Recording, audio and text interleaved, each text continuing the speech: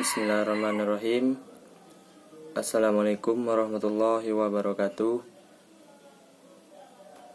Saya Gilang Pratama Putra, NIM 105200232,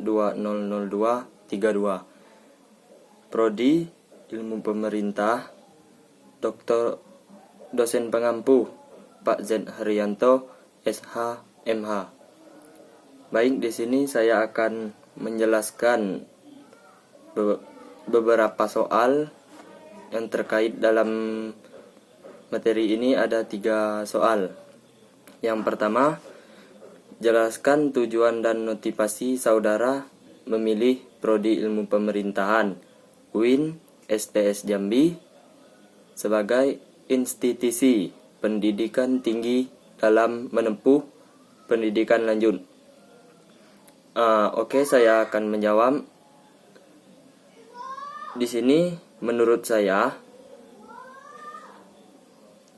akan menjawab soal yang pertama.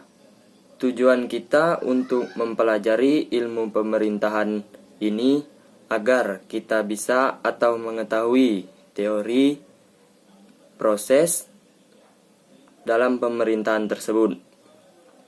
Di sini juga kita bisa ikut dalam menyelenggarakan suatu pemerintahan, seperti mengikuti dalam hal pemilu, dan di sini juga terdapat suatu tujuan dalam pemerintahan supaya agar bisa terbentuk pemimpin-pemimpin yang lebih baik. Soal yang kedua, yaitu salah satu tujuan hukum adalah terciptanya keteraturan dan memenuhi rasa keadilan bagi masyarakat. Sebutkan dan jelaskan menurut pendapat Anda tentang definisi hukum dan apa gunanya mempelajari ilmu hukum, khususnya bagi mahasiswa ilmu pemerintah, serta berikan contoh hukum yang tertulis maupun tidak tertulis yang ada di sekitar saudara. Uraikan dengan sangat jelas. Oke. Menurut saya, definisi hukum ini sangat bermanfaat buat kita pelajari supaya kita bisa mengetahui apa itu peraturan yang berupa norma, peraturan yang berupa sanksi. Hukum ini juga dapat untuk mengatur suatu tingkah laku manusia untuk menjaga ketertiban, keadilan, dan kekacauan. Jika suatu wilayah tidak memiliki hukum dalam pemerintahannya, maka wilayah tersebut tidak akan bisa menjadi wilayah berkembang seperti wilayah lainnya.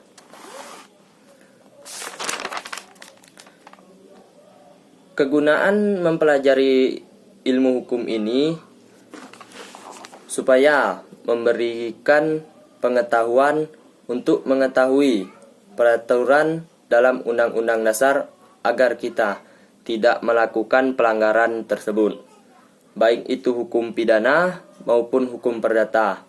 Contohnya, hukum tertulis seperti Undang-Undang 1945 dalam aturan berkendaraan lalu lintas dalam Undang-Undang Hukum Pidana. Sedangkan hukum yang tidak tertulis seperti hukum adat. Hukum adat ini tidak tertulis atau tidak dicantumkan dalam perundang-undangan oleh pemerintah. Sebagai contoh, di suatu wilayah terdapat suatu warga atau kelompok. Di dalam wilayah ini pasti ada kepala adatnya yang mengatur tentang hukum adat tersebut. Jika ada suatu rakyat yang melanggar hukum tersebut atau peraturan tersebut, maka akan diselesaikan oleh pemimpin adatnya sendiri yang berupa hukuman adat dan istiadatnya sendiri. Oke, pertanyaan yang ketiga.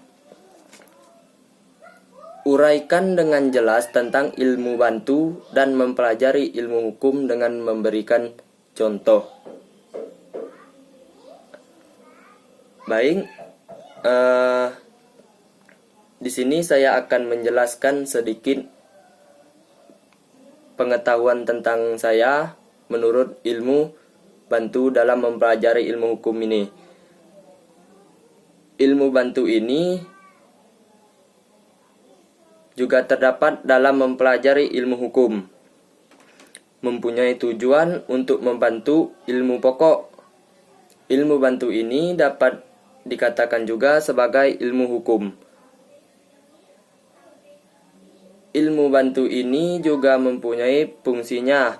Ilmu ini dapat dibedakan menjadi dua, yaitu ilmu dasar dan ilmu bantu. Ilmu bantu dalam ilmu hukum juga terbagi menjadi 5. Yang pertama, sosiologi hukum. Apa itu sosiologi hukum? Sosiologi hukum adalah mempunyai fungsi hukum yang sebenarnya, yaitu membahas tentang berbagai macam mata pelajaran yang dihubungkan oleh suatu pendekatan yang sama, seperti pertanyaan-pertanyaan tentang hukum. Yang kedua, sejarah hukum. Sejarah hukum ini adalah studi atau pelajaran tentang bagaimana hukum itu berkembang. Dan sejarah hukum ini memiliki cara yang lebih kontekstualisasi atau lebih sesuai dengan pemikiran sejarawan sosial. Yang ketiga, perbandingan hukum juga menjadi suatu sumber yang sangat penting dalam memahami sesuatu. Nah, perbandingan hukum ini juga merupakan salah satu metode pembelajaran atau penelitian dengan cara memperbandingkan sebuah peraturan perundang-undangan dari suatu negara atau lebih, atau bisa dikatakan dengan negara lain. Yang keempat, ada antropologi hukum. Apa itu antropologi hukum?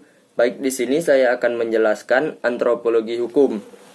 Pengertiannya adalah kajian untuk menggali norma dan nilai-nilai dalam masyarakat agar manusia bisa mempelajari budaya-budaya hukum.